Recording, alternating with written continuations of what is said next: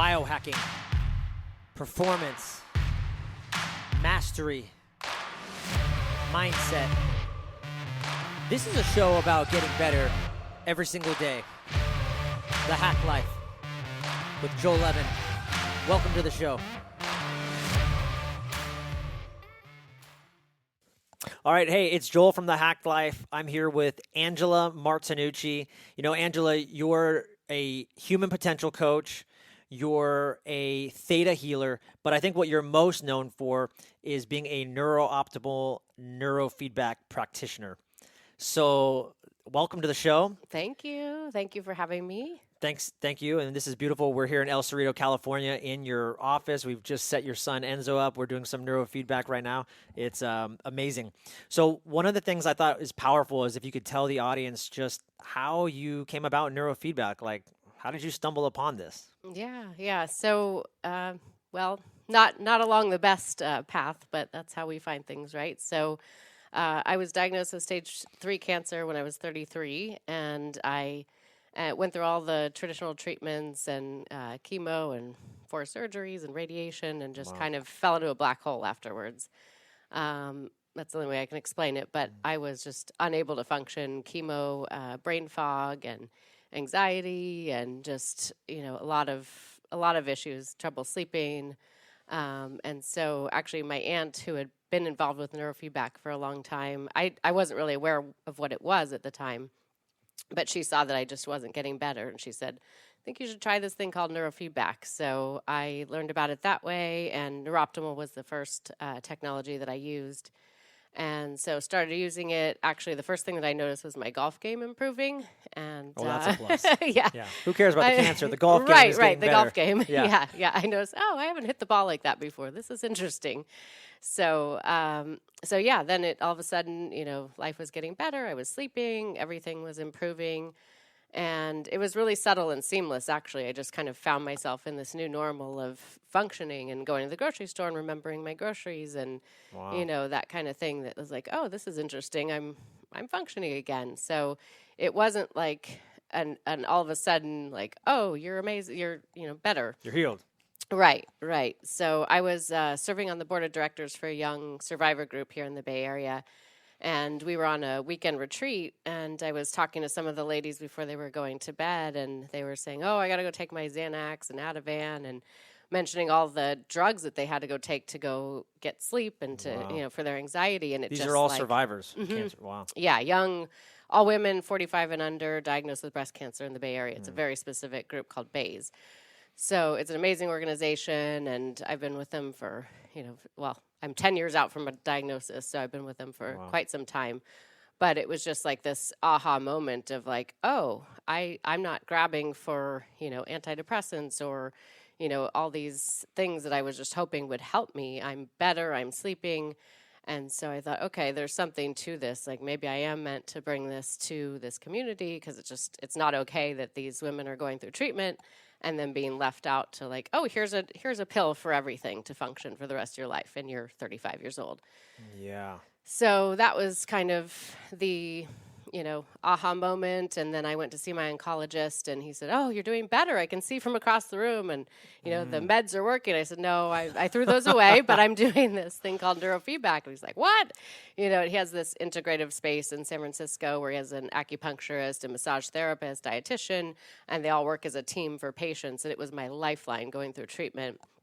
Amazing space and really incredible doctor. So he said, oh, well, we need this here. You can have this office here. And so that's actually where I started working with a lot of cancer patients there. And fast forward, I got busier. I live on this side of the Bay, so I got busier over here with clients.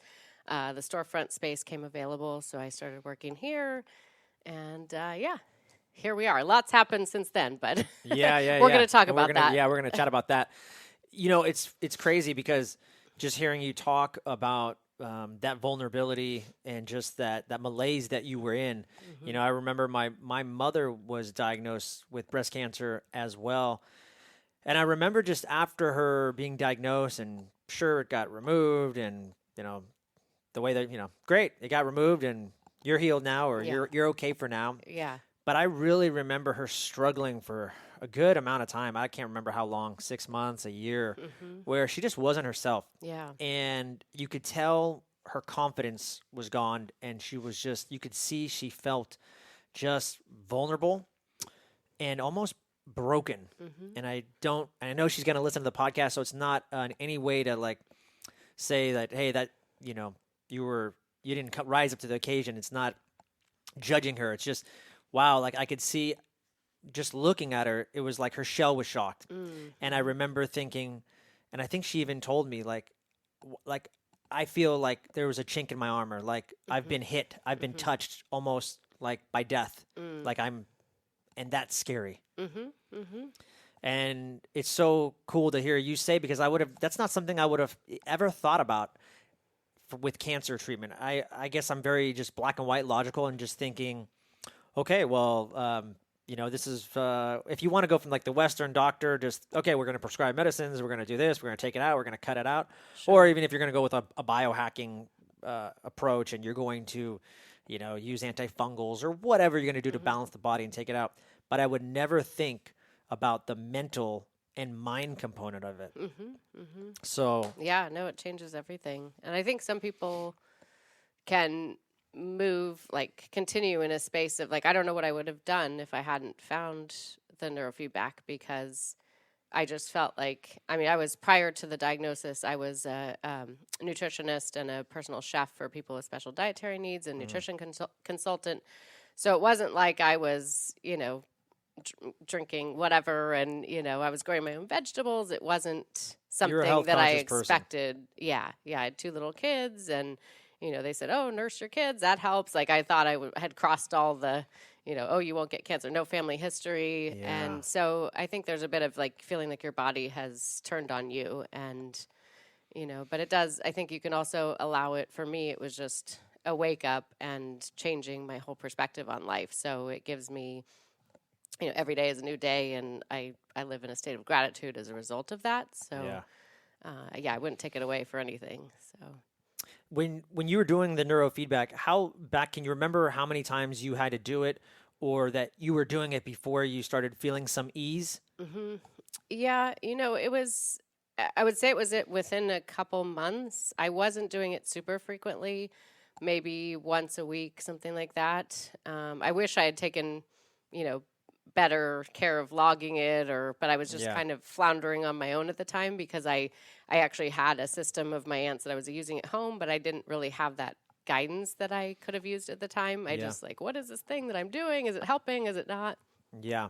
And the reason you chose NeuroOptimal, was that just serendipitous that your aunt had it? Was there any other reason, like, oh, I want this brand versus another one? It was just I didn't do any research. I had never heard of neurofeedback. I would have done anything to feel better. So completely. Yeah. And then just for the audience, you and I are straight up biohackers. We love this stuff. We live and breathe it. What is, just a general term, like what's neurofeedback for people that don't know? Yeah. So, there's a lot of different things that are that will say they are neurofeedback. So I guess generally it's anything that uses EEG technology to create change in the brain. So measuring the electrical activity of the brain to create change or give the brain information about what it's just done. Very cool. And there's a device out there called a Muse. I think they use like EEG. They measure like the EEG, and then what they're known for is actually helping people meditate better or get into a state of meditation. Exactly. Using the EEG. What's the biggest difference you think between someone going out and buying a $200 Muse versus a NeuroOptimal system? Yeah, the biggest difference is that the Muse is teaching somebody how to meditate, which is great. So anytime somebody can, get in that space and learn to meditate, I don't have any problem. Meditation's amazing. But NeuroOptimal is brain training. So it's training the whole central nervous system. So for long-term change. And I think the long-term change is the biggest component. So it's not like once you stop, you lose the progress that you've made. Whereas a lot of these gadgets, that you use them and maybe you feel better in the moment that you're using them. Or, with the Muse, maybe it kicks off a meditation practice, which is great. And there's all the incredible benefits of that. Right. then for neurofeedback, there's a couple neurofeedback systems out there that I'm aware of. You got the NeuroOptimal, which I think uses like some kind of dynamic technique, which hopefully you can kind of talk about. And then there's other systems out there that I believe use what's called like a linear type of feedback.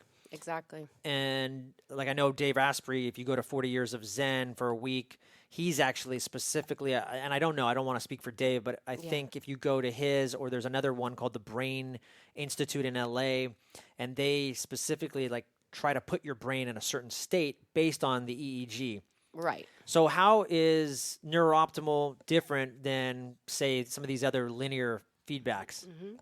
Yeah, so you're exactly right. So NeuroOptimal is considered dynamical training, and there's other places and other types of neurofeedback that you mentioned are linear. So linear meaning they typically use a QEEG and map the brain, and they are targeting specific frequencies, like you mentioned. So you come in, you have anxiety, we're going to push this frequency, or uptrain or downtrain certain frequencies. And with NeuroOptimal, so the central nervous system is the most complex nonlinear dynamical system in the universe. I just love that. Just saying. Just love that line. But so who are we to say what's best for that system? Yeah. So with NeuroOptimal, it's working with that system dynamically. So dynamically training the central nervous system. So giving it feedback about what it just did and allowing the brain to decide. So the biggest difference is instead of pushing the brain and saying, you need to be this way, we're saying, this is what you're doing. This is what you just did. This is what you just did. And the brain goes, oh, and it knows how to self-correct. So that's all we're doing is providing, just like, when you look in a mirror, you look in a mirror and maybe you haven't looked at a mirror in a while, you're fixing your hair, you realize you have spinach in your teeth. It gives you feedback, immediate feedback. So that's really what the brain training is doing, is it's telling the brain, hey, you just did this. Did you want to do that? And it's allowing the brain to decide. So, it's very different. And it's interesting because I've seen people come from other types of neurofeedback. And I mean, all neurofeedback is great. I don't have an issue with any of them. But what I find that's been interesting is people that might come from another linear approach. They say, oh, yeah, well, my anxiety got a bit better. And, but then they come and do this. And all of a sudden they're confident and they're sleeping better. And all these other pieces of their life change along with the anxiety, because you're allowing the brain you're training this resilience and flexibility in the brain, which everything changes as a result, not just the one linear thing that you're looking at changing. So, with that, you have to keep that in mind as well. So somebody might come in and say, oh, well, I want to improve my sleep. Well, maybe their confidence improves first, or, whatever it is at the brain, they become more productive. So it's not, we're just training the brain, and whatever the brain needs to, however it shows up in terms of the optimization for that person, it might be different for each person. Yeah, it's so interesting. You would think it almost reminds me of like functional medicine doctors. A lot of functional medicine doctors like to get to the root cause of the problem. Like, you might say, I have sleep issues, I have this. Yeah. But if I just try to go after your sleep and I'm not really open to what's really going on that's affecting your sleep, but I just think, oh, okay, you have sleep issues? Here's what you do. Put on some blue blockers at night, take some melatonin, take some L-theanine, take some magnesium. Sleep is going to be better, I promise. Versus saying, hey, what's really going on? Let's look under the hood. Let's run some labs, et cetera, et cetera.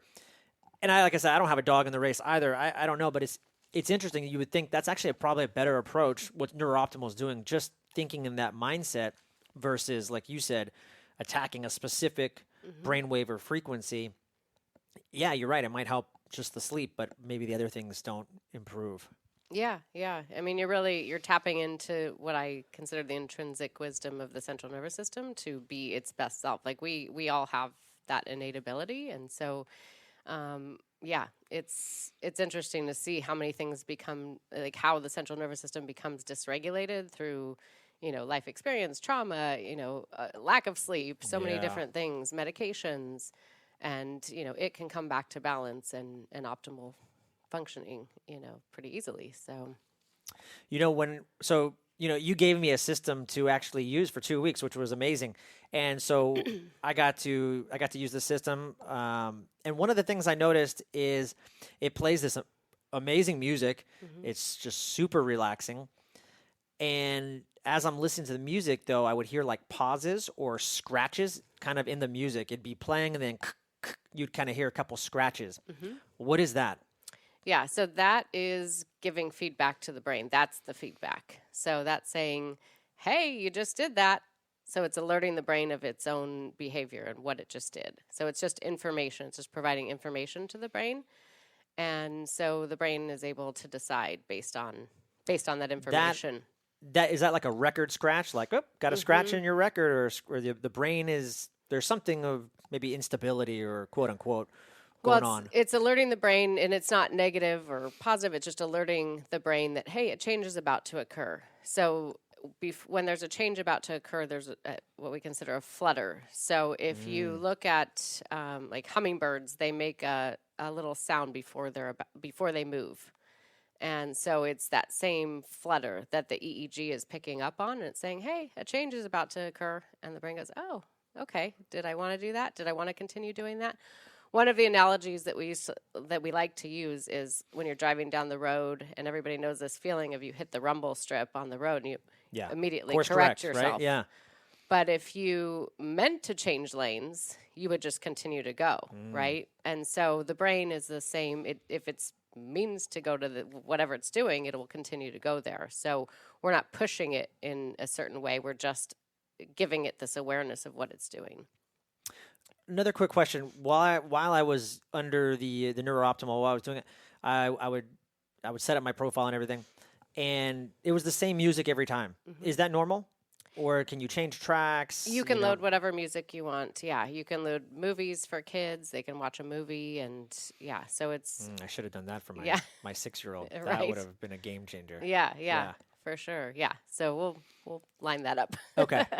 So yeah, you don't have to. I mean, the track that was played, I enjoyed it. I mean, it wasn't getting boring. It's got so many different undulations and places it takes you. So it didn't bother me. But I was just thinking, oh, is this the only track you can listen to? You know? No, people can load whatever playlist they want. So, Okay. Yeah. Very cool. So in a nutshell, like, why do you think people should do neurofeedback? Because we look at exercise and eating well, but at the end of the day, there's nothing that impacts your life more profoundly than your state of mind. So if you can change that, it changes everything. Yeah. And I think a lot of people find like, oh, I want to meditate, I'm not good at meditating, or they want to create change in that area of their life, but they don't know how to begin. And this is totally passive and non-invasive and super easy to do. I mean, you can like you saw with Enzo, you can read while you're doing a session. Yeah. I can sit and work on my emails while I'm doing a session.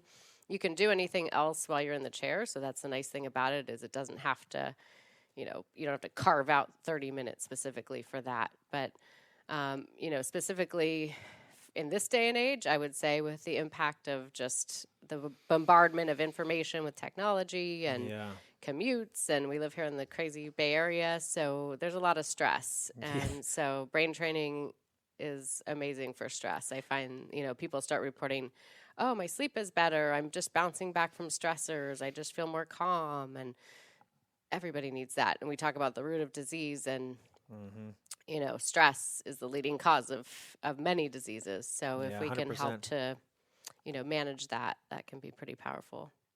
I was just thinking NeuroOptimal needs to invent a portable one that like you can put on while you're driving in the car. Right. So that you can, as you're in commute traffic, you can be getting your neurofeedback and just being a little bit more present and pleasant to the people around you. Yeah, no, exactly. Well, I can envision, having it on those commuter buses, like a little flight attendant going around and hooking people up, and they're doing their work and they get their brain training on their commute. So yeah, I think that potential is there. But for now, with the EEG pace that we need to use, until there's a headband. So there are some headband technologies out there that use EEG, but they're not accurate enough for the type of brain training that we do. And so until that is available, which our founder continues to test that. Very cool. But yeah. So. Okay, so one of the questions that came up for me as you were talking was, you were just saying, why should people do neurofeedback?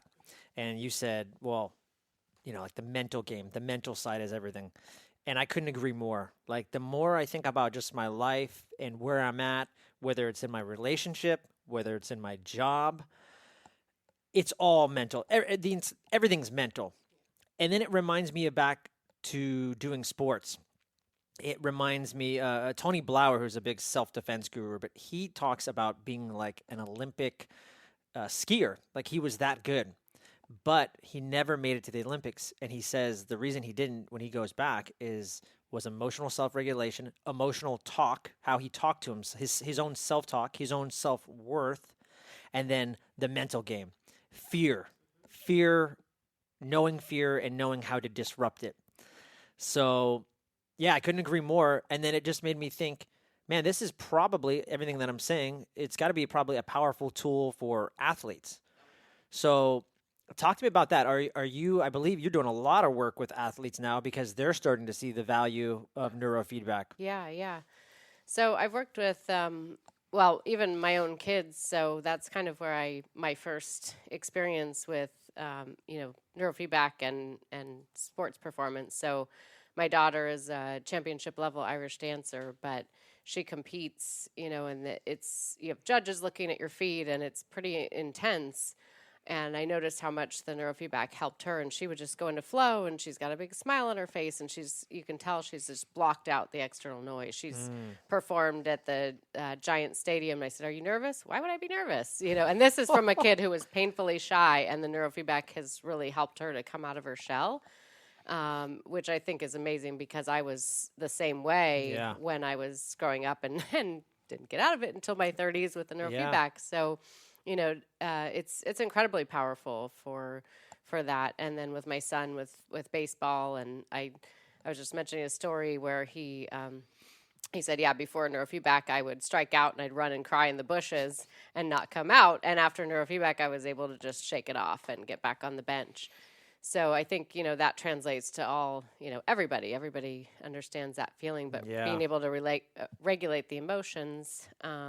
But yeah, I've worked with top CrossFit athletes that have gone to the games, and what they've said is just access to flow. So that performance anxiety just going away and being able to just be in flow state. That was really powerful for them. And then last season I worked with the Oakland A's, so I worked with the whole team, minor league guys, and it was really amazing to see what it did for everyone. And sort of the common theme across the board tends to be the sleep, and the performance anxiety is big. And I would say how long do they have it? For the whole season. So they started in January and went through they got into playoffs in October. So, the whole season. And so I think one of the powerful things is the resilience. And so, for everybody, the ability to bounce back. So whether that's a stressor at work, your boss yells at you, either you're sitting spinning on it for the rest of the day and you're depressed and, or you're able to just bounce back like, oh, whatever, And so for an athlete, having a play that doesn't go well, if they're cycling on that last play, it's not going to go very well the rest of the game. So that ability to bounce back and be back in the game and present is huge. It's everything. It's, so that, and then just the ability to dial down the noise. These guys have thousands of people, screaming at them and looking at them and people counting on them, and they're performing at the highest level. So, comments about having the noise turned down, so that, and to be able to be more in the zone and more present. So, just getting into working with some pro golf folks, and I'm excited about that since I play golf, and I saw that in my own game. And so golf's 90% mental. I mean, really, and the same with I go on site to these pro baseball players, and everybody has the ability. But just this small fraction of people make it to the professional level and make it to the level of starting, and they all have the same skill. But the only difference is really in the mind. That's the only thing that's limiting somebody, like you say, from performing at that high level. And so I had an opportunity to do some coaching with some of the players, and it's just really interesting to learn, what mental blocks people have, and and really what they're thinking when they're out there. So, yeah, but the Neuroptimal has been amazing, and so I look forward to working with more athletes. I really like it, and so yeah. No, one of the people you work with, a CrossFit athlete, wasn't she injured? Did she get injured? Well, I worked with one who hit herself with a barbell. That's what it was. And so, yeah, she had a head injury as a result, and the Neuroptimal really helped her after that incident. She was having a lot of issues afterwards. So, yeah, she's really passionate about it because of that. So. Yeah. And then I want to say, you told me you had even worked with a couple of jiu-jitsu guys. I'm big into martial arts, and you were saying, like, this is something that has been a game changer for them just pre-competition. Oh, and just like, again, the anxiety, and we just said it, like, this is a mental game. Like, life is a mental game. Like, sure, you're a phenom, you can physically do it. Right. But it's the mental edge that makes you an Olympian or not. Yeah. Yeah. I mean, anybody in life. Anybody. The only thing that holds us back is we get in our own way, right? Yes. So, I even going on site, and I'm at the Oakland A's spring training on the field talking to all the players, and I said, I'm not here to teach you how to play baseball better. You all have that ability to play baseball at the highest level. It's about getting out of your own way. And, it's when you can, it's powerful. So, yeah, the mental chatter, the doubt, the fear, all of that you talk about.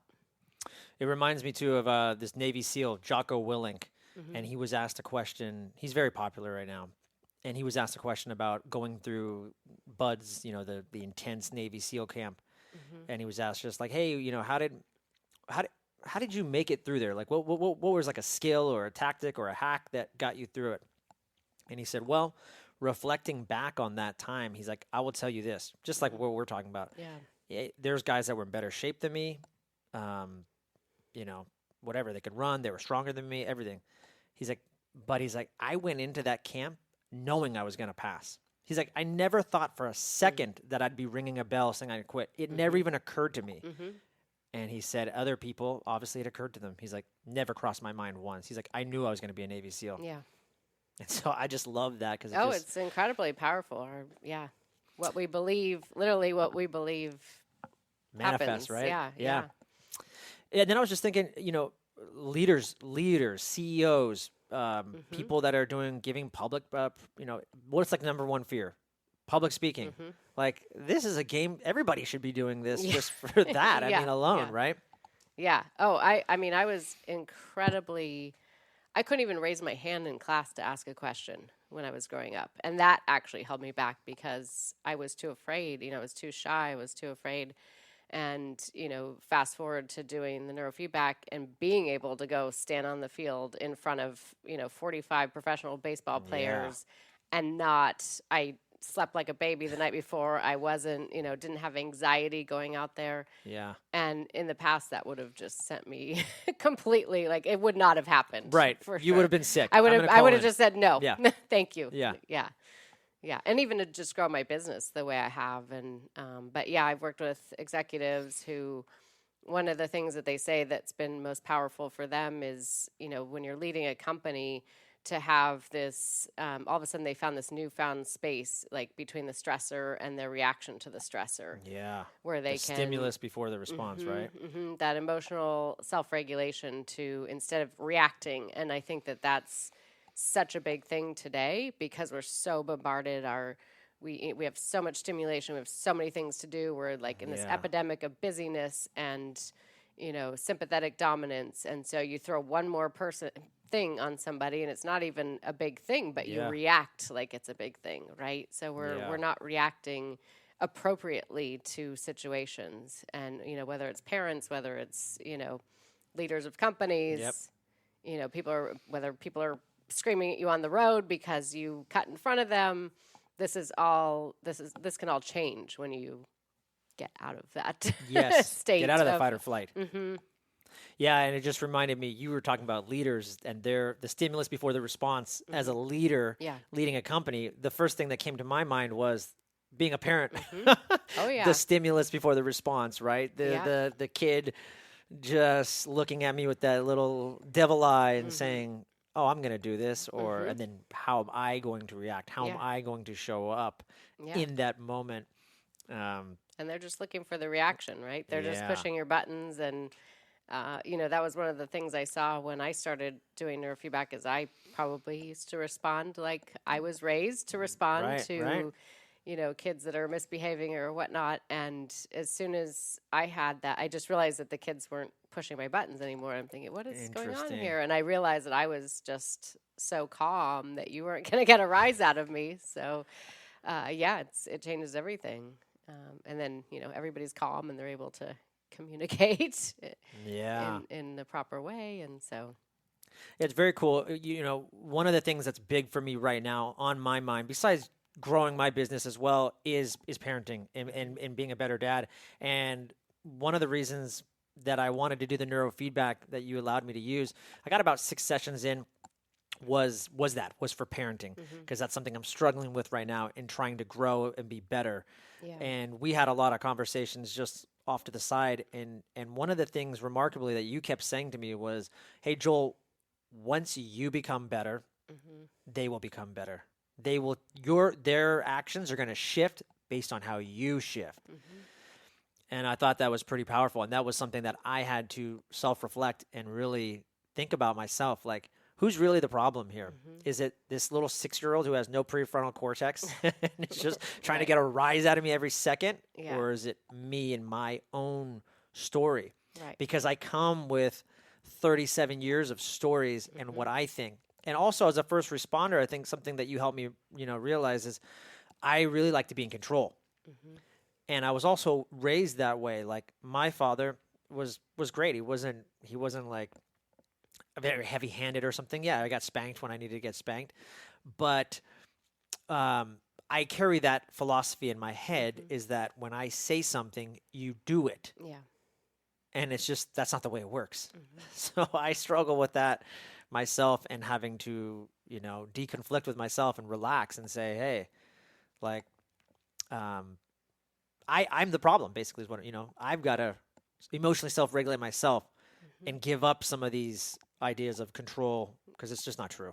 Yeah. Yeah. Well, I think in all areas of our life, right? The more you can let go and just let things be, the more things actually come to you that you want, Yeah. and the way that it's like if you're driving and you're trying to get somewhere, you end up hitting every red light because you're stressed and you're in a hurry. But if you're just relaxed and you're on the way to your location and your whatever, you get every green light, right? Right. So it's interesting, but it's a process, right? To undo the beliefs that we all have and the way we've been wired. Yeah. So it's about rewiring and living life in a different way. So, but it takes time. It takes time. Yeah. Yeah.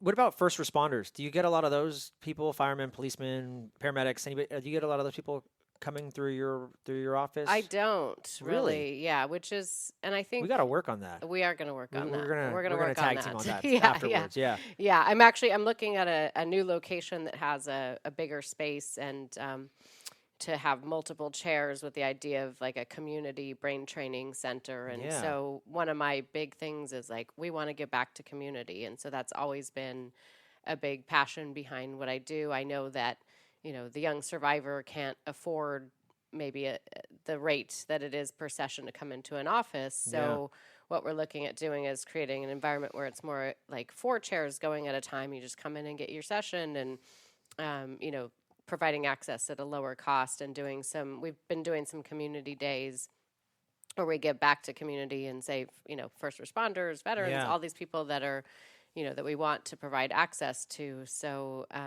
yeah, you have to come to that. We got to do We'll something. have you give a talk and I invite will. all the local first responders in to understand that I think it's the stigma. I think that's what it is. I've had. Sure. I think it's a stigma, and I also think it's just a lack of awareness and knowledge. Oh, right? absolutely. They don't even know about this. No, This thing's available because we all just go to the Western approach. I go to Kaiser, I go to wherever I go, and you have anxiety? Like you said, here's Xanax, here's a pill. Yeah. So that's your solution. Or they just keep pushing it down, all the trauma that they Yeah. see, the sleepless nights, and at some point it's going to catch up, right? So Mm-hmm. but I definitely think the stigma, like I had a Yeah. booth at an event and there were some first responders. I'm like, hey, come talk about Yeah. brain training. They're like, I'm cool, walk Right. away. Yeah. So Yeah. it was like, no, my mind's fine. And I think people are a little nervous about like, well, what are you going to do to my brain? Or are you going to see what's on my mind? Or, so I get a lot of that. And it's like, no, you're going to relax. I don't care what's on your Yeah. mind. I don't see what's on your mind. And it's not going to do anything to your brain. You're just going to feel better. You're going to Yeah. relax in a chair for 30 minutes and you're going to feel better. You're going to respond to stressors better. You're going to sleep better. So there's nothing scary. I mean, like you saw my son in the chair. Yeah. It's He was totally relaxed. yeah. So I think it's education.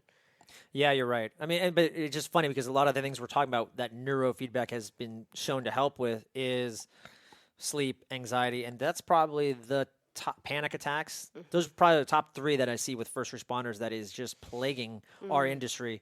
And it's like, this would be perfect for them. So I'm excited to hopefully do something with that.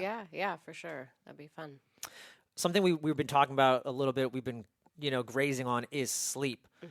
What have you seen with people with sleep? And I remember, when we were at I met you many years ago at the Bulletproof Conference. That's how we met. And I remember someone that was actually assisting you was somebody who, after I did like the 15 minutes of training, she came by and I was like, hey, how's neurofeedback for you? Why'd you get involved?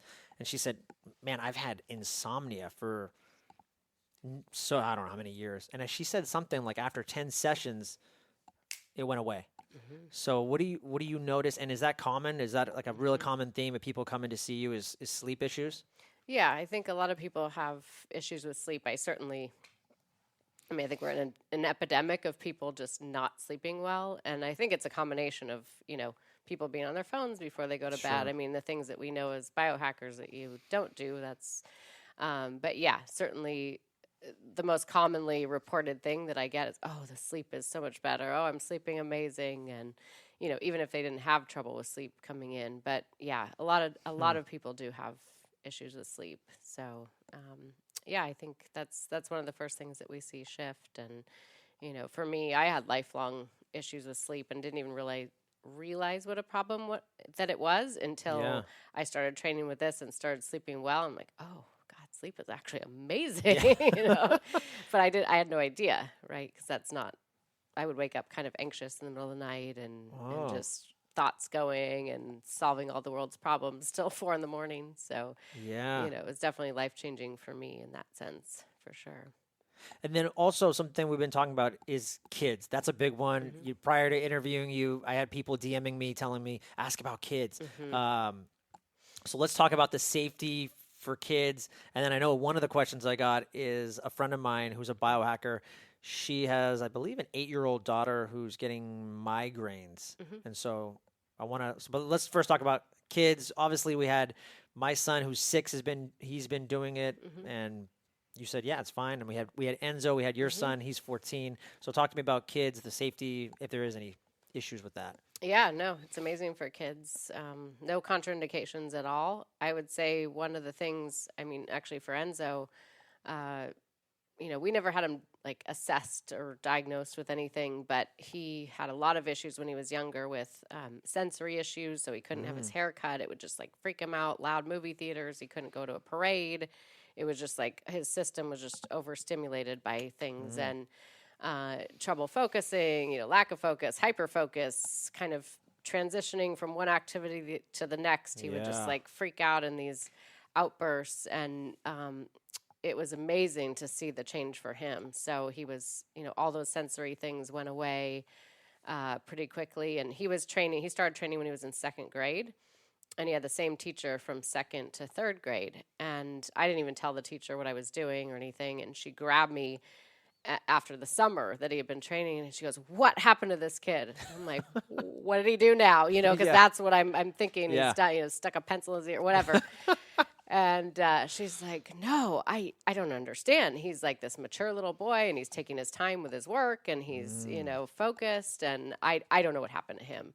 And so for just even a few years, I would have these parent-teacher conferences, and they would tell me this stuff about him, and I'd look over, like, "Are you sure that's my This is my kid? kid, right? This is, I'm sure, yeah." But I mean, things like, okay, Enzo, turn the TV off, go, get your lunch and whatever. It would be like a battle. That World War III. Yeah, yeah. And Yes. so it was like one time I said, Enzo, go get ready for school or whatever. He turns off the TV, goes and gets ready. And my husband's like, what just happened? So little moments like that were like, oh, this is interesting. But it's been really powerful for him.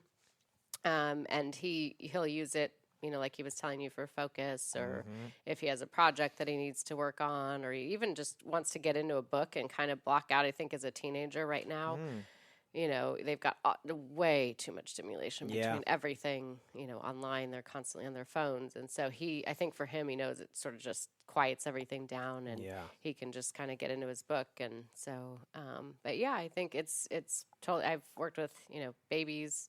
It doesn't matter how, I've worked with pregnant Now, why would women. why would you work with a baby? A baby that's colicky, or okay.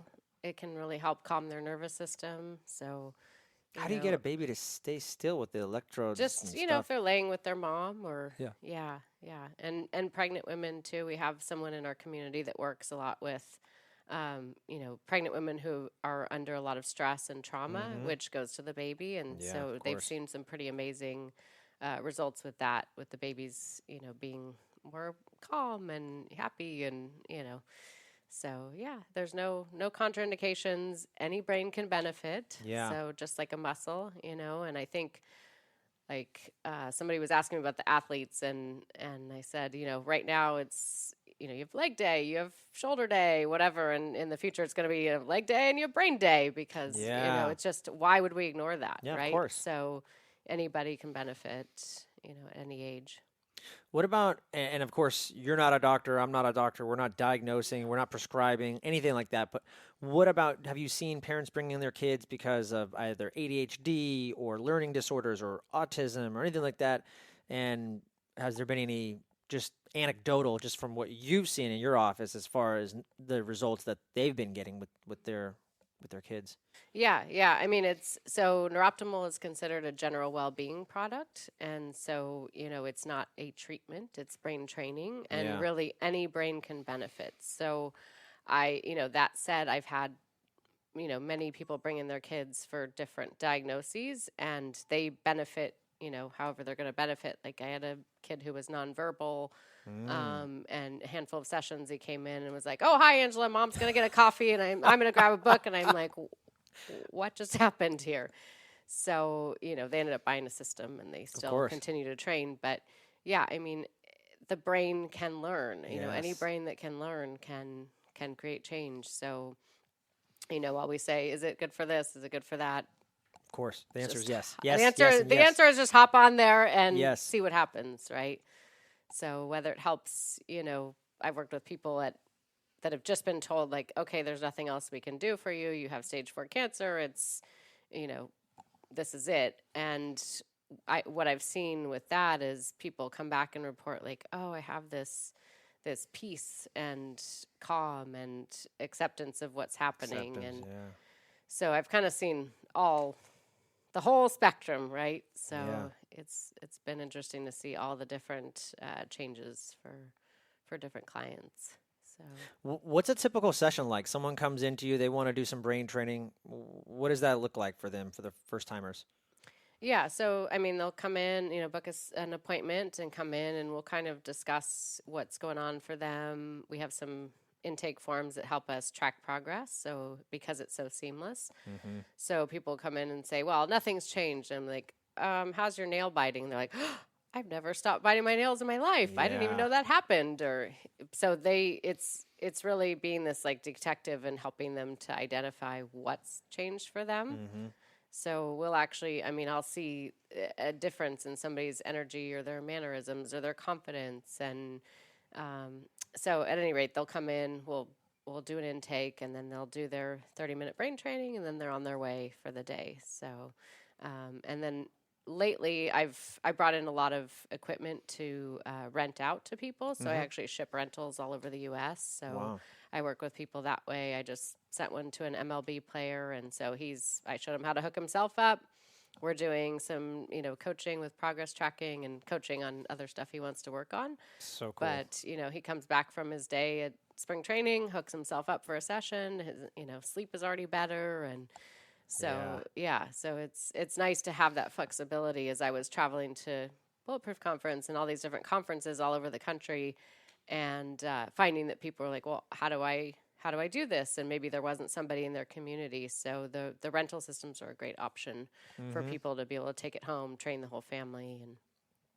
And so right now I'm doing a lot more of that work just because I have so many balls in the air. Yeah. Running retreats in Mexico and whatever. So, No big deal. Yeah. No big deal. So people talk. I've seen different people say different things, and of course you can't say exactly. But I was going to ask just a general.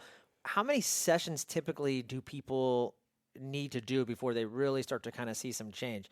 Is it 5? Is it 10? Is it 20? Because I've seen those numbers thrown around. Obviously, I know the answer is probably it's different for everybody. Yep. But in your just general experience, because I'm assuming for most people, they come in with either anxiety, sleep, and let's just say learning disorders or ADHD, hyperactivity. So maybe just in general, those three, when do you start seeing noticeable shifts? Yeah. So, I mean, like you said, it is different for everybody. I would say, so I used to do 10 packs of sessions, like a bundle of 10 sessions. Yeah. And I decided to shrink that down because it was a little bit for people to take on like that, commit to that big of a package. And so I thought, okay, well, let's see if I do packages of 5. And what I found was within that 5 sessions, everybody would say, oh, I see something happening here. And so they would purchase another 5 because they would feel something happening, or we would be able to identify some little thing that had changed for them. We ran a pilot in a high-tech company in San Francisco, and we ran, it was a 6-week, well, basically 5, but we had some makeup sessions, but they were doing 2 sessions a week. We would be on site at the company, and we measured all these different changes that happened for them.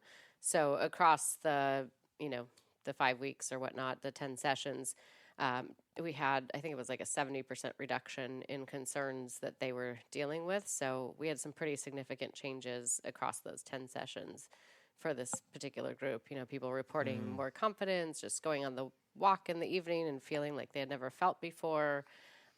Just didn't even know that this existed for them, that they could feel that way. I get that comment a lot, which I think is really interesting. Yeah. It's like, you're providing, or they're finding this space that they didn't know they had access to.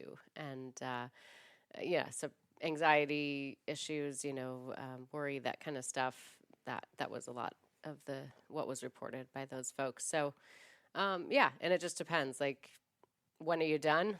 It's like, when are you done working out or meditating? Or it's like you can stop. Well, you can't really stop eating, but you can stop meditating. And You're going to know, obviously, if you stop, you're going to notice some of the effects fade off. But one of the things I did notice from their website, NeuroOptimal, if you go there, they do say, like, the brain will change, so you will maintain a lot of what you've grown. But just like anything else, you may have to go for a tune-up every now and then. Which makes sense. So, absolutely. So unlike a muscle, you stop training the muscle, it fatigues or it atrophies. With the brain, with these changes, because the changes hold, it's like learning to ride a bike. So you can't unlearn it, but you can get wobbly. Like, I just rode a bike for the first time in a while. It was a little wobbly at first, but then I got on and it was fine. Yeah. So it's that same idea. So maybe people come in and they train for 20 sessions, and then they're off and they're living their life and everything's great. And a year or so later, like I just had this happen yesterday, somebody had a traumatic event happen, and they had sort of their trouble sleeping triggered again. And that's their way of showing stress in the body. And so I need to come back for a tune-up. So, and then sometimes that'll just be like the one tune-up, and then they're like back and they're smooth sailing, that we call it, And so it's highly individual. I mean, I have people I will train every week for the rest of my life maybe a couple days a week. My kids will go away to college with one of these. So I think just for general well-being and for, maintaining calm and, for me, I don't really notice a significant shift after a session, but I do notice, like, I start to hold my stress or I breathe more shallow. So after a session, I'll notice that my lungs are more expansive and I can breathe deeper. So I'm very aware of, where my central nervous system holds stress. And Yeah. so even though the changes are slight, I know that I'm helping to, maintain. Yeah. So, yeah. How do most people feel after a session? Amazing. But yeah, is it Yeah. usually? I'll tell you, for me personally, I just felt incredibly calm. Yeah, calm is a word that a lot of people You know. describe. Yeah, yeah. So yeah, a lot of people just say calm, relaxed, more clarity of thought, more focused, more productive. A lot of comments that we got from our pilot project was like, "Oh, that internal battle of like, you have to go to the gym. You should go to the gym." It just went away, and they would just go to the gym. And they noticed like, "Oh, what Interesting. happened to that like monkey mind stuff?" So that is one of the changes that might be kind of subtle and seamless. So people they might not be aware that that's happening, but Yeah. it's powerful because you're not sitting there with that internal battle. Yeah. So yeah, Cool. yeah. I'm getting ready to go into the lightning round questions with you. Okay. But before I do that, is there any question that I didn't ask you that you wish I had asked you? I think we touched on most everything. I think so. Yeah. Cool. All right, ready for this? Okay. So lightning round questions. They're lightning round, but you can answer them however you want. They don't need to be one-word answers. If you want to be verbose, be verbose. Okay. Just answer the question however it comes up for you. All right. If the old you could see the new you, what would the new you say? The new me to the old me. Yeah. If the old you could see the new you, Yes. what would the new you say? So basically, it's one of those questions of saying Things are going to get better. Okay, perfect. Yeah. Just stay on the path. Things are going to get better. Yeah. Things are going to be amazing. Just Love it. trust the process. Trust the process. I love it. Is there anybody in the biohacking or neurofeedback world or just wellness world is there anybody that you're following right now or anybody that really inspires you? I think I haven't mentioned his name, but our founder, one of our founders, Dr. Val Brown, he's definitely an inspiration. I mean, the lives that he's changed as a result of creating this incredible technology. He's definitely top on the list. Yeah. I would say people that I'm following or not really following so much, but I really like Joe Dispenza's work. Yeah. I think he's doing a lot to bring together the science of how our thoughts change our life and showing that process. So I've been reading some of his books and following his work. So I just started getting into him. He's fascinating. yeah, I agree. he's great. Yeah. If someone can't do neurofeedback right now for money or just location, it's not available to them, what would be like the one thing you would tell them that this is what you can start doing right now that's going to have tremendous impact?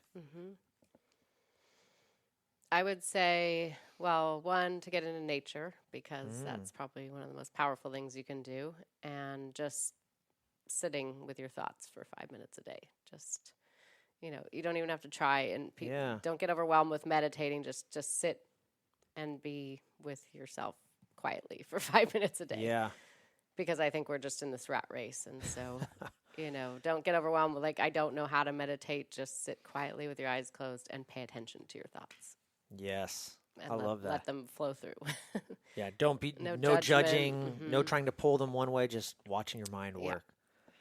I love it. All right. Here's one I know you're really excited about. Yes. Any books? I'm a big reader. I've had some amazing books really influence my life. Is there any 1 to 3 books that you would recommend people read? Yeah, so I'm currently in this book club with my amazing theta healer. And so we're reading 2 books a month, one on abundance and one on spirit. And then we have a powwow and a basically an energy clearing based on the content of the book at the end of the month. But one of the ones that I really liked was Sacred Success by Barbara Stanny. Okay. That's about powerful women and stepping into your power and abundance. And the other is, I think it's Money and the Law of Attraction. That was an amazing book. I'll put them all in just the show finished. notes. Yeah. I'll send you a list to put in the show notes. So, Okay, cool. Yeah. But books are amazing. Money and the Law, and then anything else?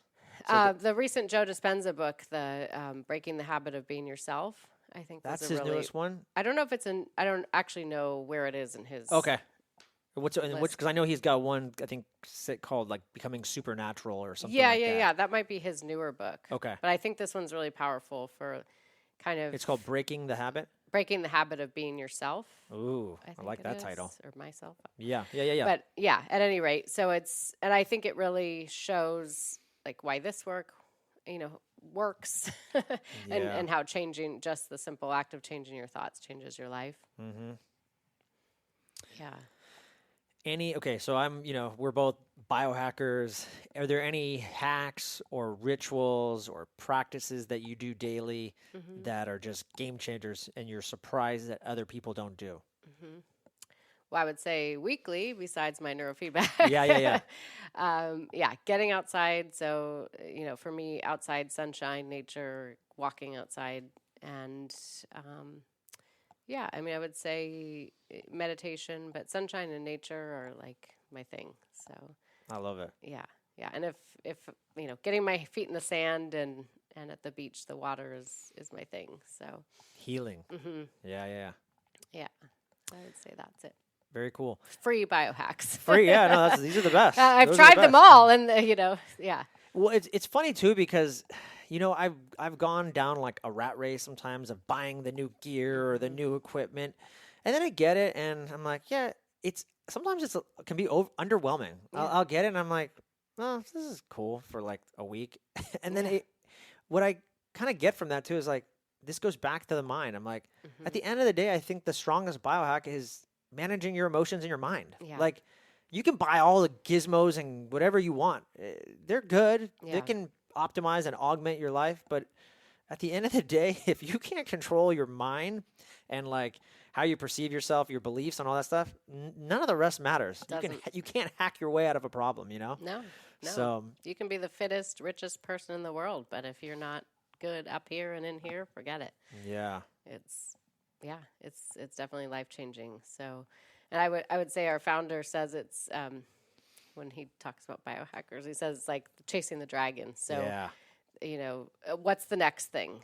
Yes. Instead of being like, oh, we're actually okay right here. And actually, most of the biohacks are free. Yeah. So. Yeah, no, he's right. Chasing the dragon. I'm good. We're good. Yeah. We're good with this. Yeah. So, and then one quick thing I just want to let everybody know is you're doing this theta healing. We didn't even touch on it, which is cool because you're gonna in the fall or summer you're gonna be going through a more intense class. Yeah, in the spring. And I'm gonna have you back because I really want to get into that. That in its own is another episode, so I can't wait for that. Yeah, That's it's gonna been be really exciting. powerful for me as well. So, yeah, but it's just kind of diving into limiting beliefs and helping people to clear those limiting beliefs. Yeah. And why. I think the most interesting part is diving back and why these patterns keep repeating themselves in your life. So it's fascinating to look at, to work with clients and to see, okay, why does this continue to keep coming up? Because there's a belief there that's holding it in place. Yeah. And you can break that. You can bring your awareness to it and change that. Besides the theta healing, is there any other exciting projects that you're working on that you're pumped about? There aren't enough hours in the day for the exciting projects I want to do. Yeah. I'm talking to a couple guys about putting together some retreats, some basically, some golf clinics for one thing, where we combine the brain training and some skills coaching and take people away for kind of a week-long intensive. Still doing my retreats in Mexico, which are amazing biohacking retreats that include neurooptimal and other modalities. Yeah. So, and then, yeah, just waiting to hear if we get this new space where we'll have more space to offer the community brain training. So we're looking So at cool. doing like, hey, bring in, it's first responder day, Yeah. and just funnel people through, but just to really, touch as many people as we can, and, allow people to get better, Yeah. to feel That's better. what it's all about. Yeah, reduce suffering as well, because I think a lot of people are really isolated and suffering and think that they're alone. And Yeah. so, just in this day and age, we're very isolated in what we do, especially behind our screens. And so I think the community project of bringing people together and allowing people to talk to each other and train their brain next to somebody else and Yeah. just chat about things that, we're all dealing with. So that's kind of the next mission. And Can't wait. yeah. And then last but not least, Angela, where can people find you? So my website is www.mindbalanceneuro.com, and you'll have to put that in the show notes I because will. it's long. It's all gonna. Don't worry. It's all going in there. Yeah, same Mind Balance Neuro on Instagram, and so find me, and looking for more athletes to work with, and just They're coming. yeah, Yeah. Get ready. yeah, Yeah. for sure. Yeah, so Awesome. yeah, this Angela was great. Martinucci, thank you so much for being on the show. Yeah, Love thank you. Love you. Awesome. Thank you. Thanks. Appreciate it. Guys, thank you so much for tuning into the show. It absolutely means the world to me, and I'm extremely grateful for this opportunity. If any of this resonates with you, feel free to go to iTunes and leave me a 5-star review. There you can follow me, or you can follow me on Spotify. And if you're interested in life coaching or health coaching, you can find me at joelevancoaching.com, and I'd love to connect with you there. Thanks, and continue to be amazing.